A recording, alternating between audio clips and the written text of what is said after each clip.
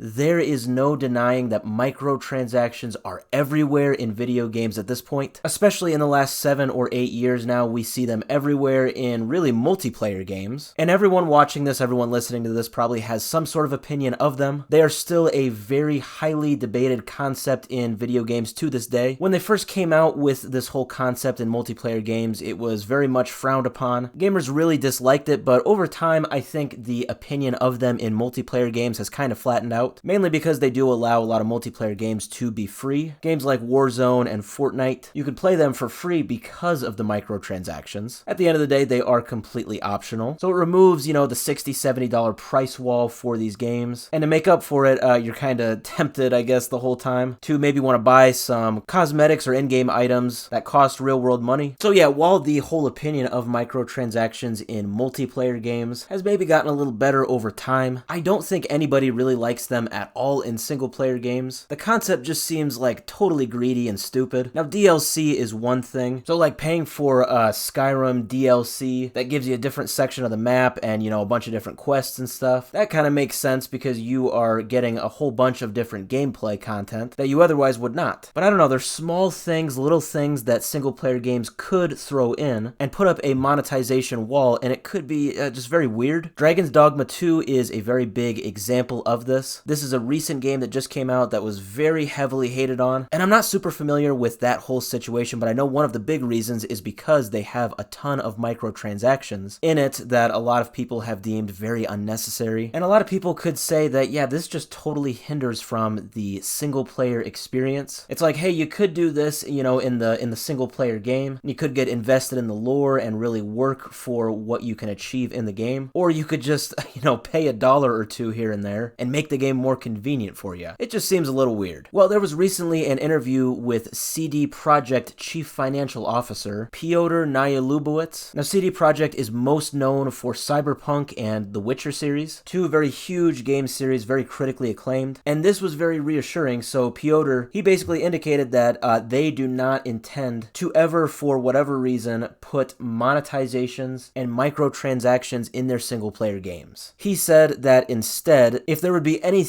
of the sorts of microtransactions, it would only be for, big DLC packs that are similar to, like I said, for Skyrim or Fallout or something, where you're actually paying for like a ton of new content, new quests, new maps, new areas, stuff like that, and that some of their DLC is actually free as well. It kind of just depends on the size of it, I guess. The small ones would be free and the big ones might cost a little bit of money, but overall he made it clear that they never want to just throw in little things here and there that cost $1 or $2. He made it clear that they just want to keep microtransactions completely out of the single-player immersive experience. And he said, kind of like what I was saying earlier, that in multiplayer games it's kind of a different story because that keeps the games free to play, but for single-player games he says he wants nothing to do with microtransactions. Kind of funny how that would actually be like a contested topic, like that people would just want, small microtransactions here and there in an immersive environment and, a single-player experience. I mean, we had like, for example, a few months ago, Assassin's Creed fans were up in arms because while playing a recent Assassin's Creed game, some people would notice that when you would like open up the map, you'd get an ad for the upcoming Assassin's Creed game. And I believe since then the developers had came out and said that that was a bug. But whether or not that was a bug, it just kind of sticks to the point that,